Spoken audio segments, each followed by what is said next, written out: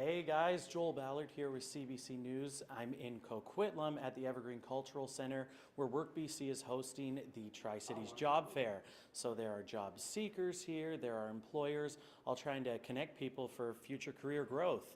And I'm gonna move you over to the table here. We actually have Tony. Hey Tony, how's it going? So maybe first I'll get your name for everyone. Sure, I'm the career advisor, job developer for Coquitlam. My name is Tony Souza. Tony Souza. Do you mind spelling your last name for us, Tony? Sure, Souza is spelled S-O-U-S-A. Okay, so to start, can you sort of take us through what's going on here today? I gave a little bit of a spiel for you at the starting there, but take us through in your own words. Well, this is basically our second in-person fair because when we had COVID, everything was virtual. This is a great opportunity for job seekers and employers to come together. Today we have a great collection of employers from a variety of industries, healthcare, finance, and also banking and retailers as well. What kind of difference do you think it makes? Like so often when we're seeking jobs, we're sending an email with the attachment of our resume or a cover letter, and then you might never hear anything back. It's sort of this nebulous experience. What's the difference of being able to put a face to a face and actually meet some people? Well, it basically helps you network better, and it also lets the employers see you. So they get a feel of, they get to read you and you get to read the employer, and you get to make that connection that you don't get with an email or even a Zoom call. So a lot of these job seekers like it because they can really connect and they can self-market themselves in person. So it's a great opportunity for them to do their little, what we call an elevator pitch. And so elevator pitch is a short introduction of who they are and what they would like to get into, what industry, and how they can, be a good candidate for their company. Gotcha. So you haven't had a chance to go inside yet. We're going to head in there in a second, but I took a sneak peek and it's busy in there. And I know you were telling me that the event is sold out. So how many people are you expecting to come here today? Anywhere between 1,000 and 1,500. We had 1,200 sign up on Eventbrite, and then we're expecting a lot of walk-ins actually today, throughout the day. Nice. So why don't we head in there? Sure. All right. We're going to come around. You're on TV. And these are some of the job seekers. Gotcha. Okay, so how many businesses do we have in there to over 20 today. Over 20. Can you take me through some of the businesses that we're going to see? Yeah. Let's get through the crowd here. Sure, maybe we'll aim right over there, GP, so we can get out of the way. As you can see, it's very busy in here today. So, Tony, what are some of the businesses we're going to see while we're in here? So while you're in here, you're going to have BCIB, which is a major contractor. They do the Petula Bridge project, BCIT. They also have some interior projects in the interior BC that they're working on, like a project.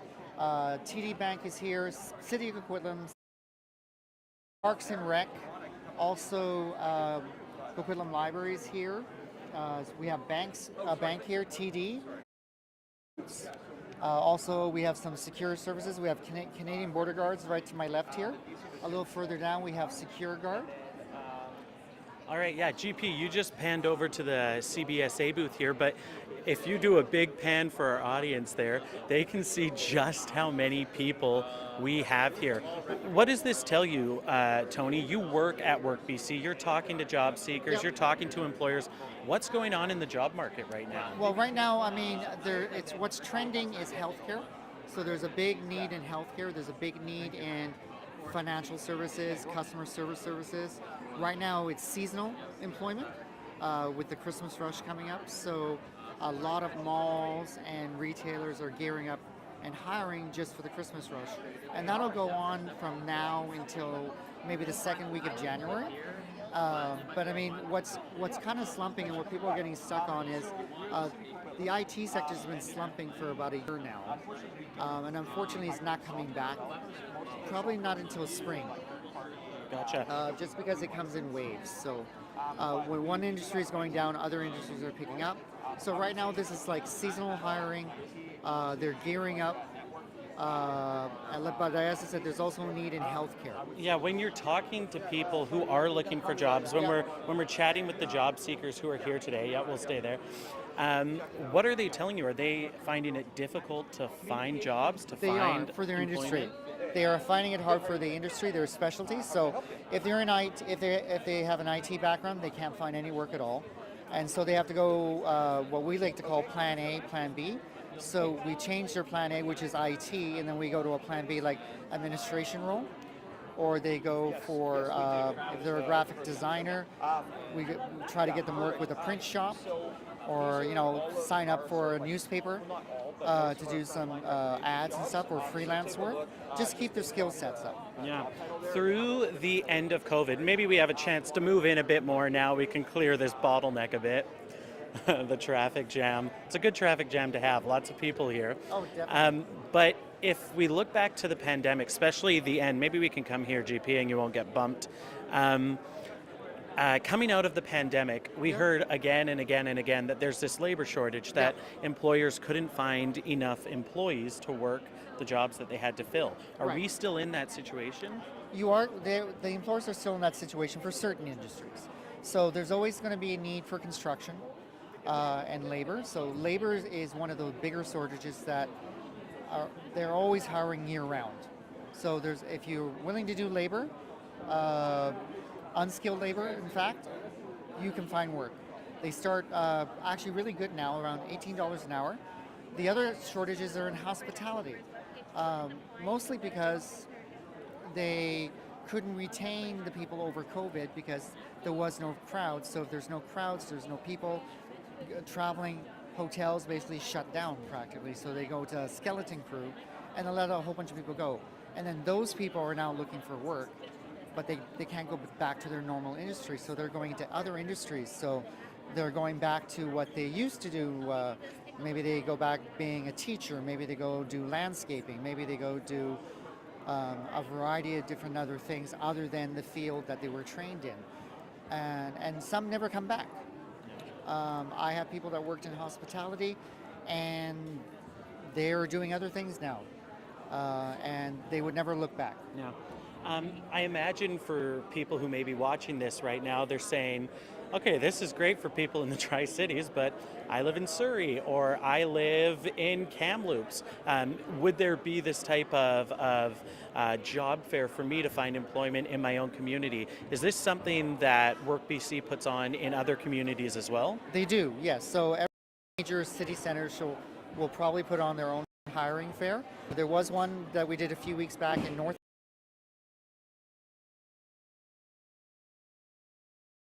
So they do their own hiring fairs. They do they work with some of our partners, PICS. They recently had a big PICS mega fair in July in Surrey. So that was a lot of vendors there. Ours is actually pretty good because we actually got to pick a good selection of local and industry leaders. So people that cover the industry of our clients. So I have a lot of clients that want to get into healthcare. I have a lot of people who want to get into customer service like TD or want to do Save on Foods. And I have a lot of people who want to work in the cities to do work. So City of Coquitlam, City of Port Coquitlam, there's huge opportunities for people who want to work. And if people are struggling to find a job right now, and maybe they didn't know about the job fair so they couldn't come out to it in time, what advice would you give them? What would you tell them to do? I would say go to your nearest WorkBC center and hit up, sign up for case management services or self-serve services, and just check their job boards, talk to a case manager, and get started. Where we can build your resume, build your cover letter, and I have to say, for us versus other agencies, our services are free for job seekers, and also we offer free services for employers. That's why they work with us. So this is an opportunity for employers as well to connect with the community. They love community. They love helping people out from all walks of life, all diversities, all abilities. My feeling personally is that if you have the ability, you should be allowed to do any job you want. Yeah, that's an interesting point you brought up. Looking around here, seeing all the people that we're seeing, who is looking for jobs right now? Is it a certain demographic? Do we see certain trends? Do we see certain people be job seeking right now? Who's coming to these job fairs? Who's seeking for jobs? Pretty much everyone from walks of life. So basically anyone from a youth to a mature worker who wants to return to the market. And they look for anything, part-time, full-time, seasonal even. They just want to keep working. So I have retirees who are 72 years old. I have this one retiree, really nice guy. He used to sell cars in North Van. He's 72 now. He can't do that job anymore because he can't see that well. But he still wanted to work, so I found him a job being a taster in government liquor stores with Embers. So I got him a serving it right license, which is the only requirement he needs, and he serves out samples in the liquor stores. And he gets, between $500 to $600 a week. Amazing. And I wonder, what role does the fact that we're obviously dealing with this housing crisis, this cost of living crisis right now, Yep. Everyone seems to be strapped for cash. Everyone's looking for a side hustle or for a way to make a bit more money. Right. Are you seeing that cost of living crisis play into how many people are seeking jobs, whether it is former retirees who are having to find themselves get back into the job market? Well, yeah. So, like I said, retirees who are kind of strapped for cash, who want to make a little extra spending money because their pension's not covering them for whatever, or they've drained all their savings, and so they want to get back into the industry. So I have people returning back to the workforce 15 years later from when they first started, whether they were a single mom and they, took time off to become a parent and took care of their kids until they turned 18, and then the kids turned 18, now they want to return back to the job market. And so they're out of practice. But I mean, I get satisfaction. The greatest part of my job is to get that person a job because they've been looking so hard, so long, and I get to connect them with an employer and with the industry that they want to do. And they have that smile. And the best way I can describe that smile is, think of your favorite dessert and you get it put in front of you and you can't stop smiling. That's how these first time people who get their first time for the first time a job, or people who are returning after not being able to work for 15 years, they get that smile. They can't stop smiling. It's contagious. And I bet that makes you smile too. It's the great kickback for me. I mean, that's what I get out of it. Yeah, I get pretty rewarding job. It's a very rewarding job, and for me to make someone that happy, and they continue to be happy. So people say I can find a job for anybody. That's true, but what I want to find is a job that you'll like.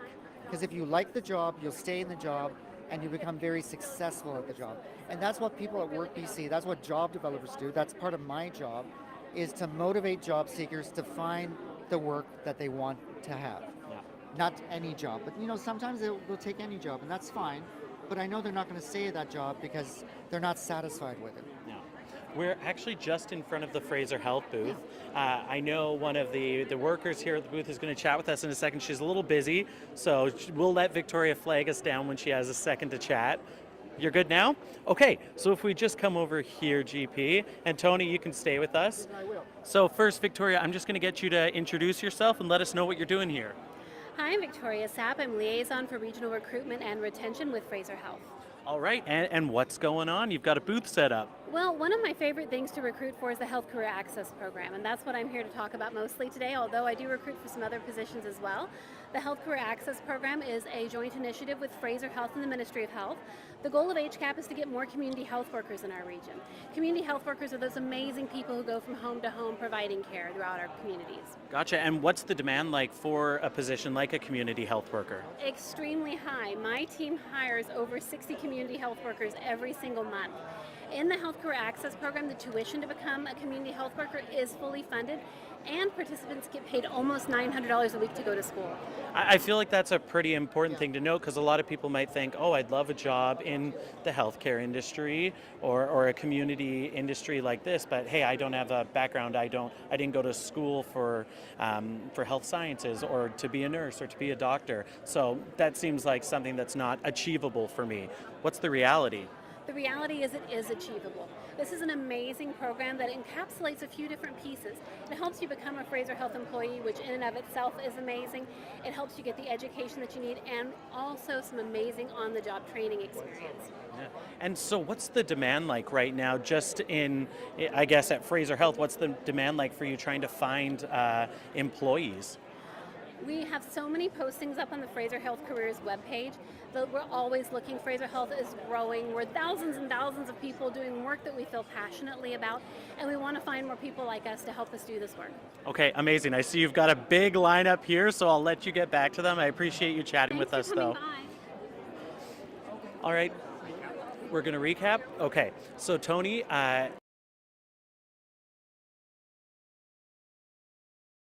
or just about how to get connected to job opportunities. Can you let them know? So the best way to go is go to a WorkBC work site. If you want to do it in the Tri-Cities, we have 3 centers, Coquitlam, Port Coquitlam, and Port Moody. So either one of those centers will be more than happy to help you and fill you in of upcoming job fairs and events, workshops, and any other facilities or services that job seekers may need. All right, so you heard it here. If you're looking for a job, there are employees available. If you're a job seeker, there are employers who are looking to hire you. And if you want any more information about any of that, you can check out with WorkBC. They're always looking to get people connected with those opportunities. Thanks for watching.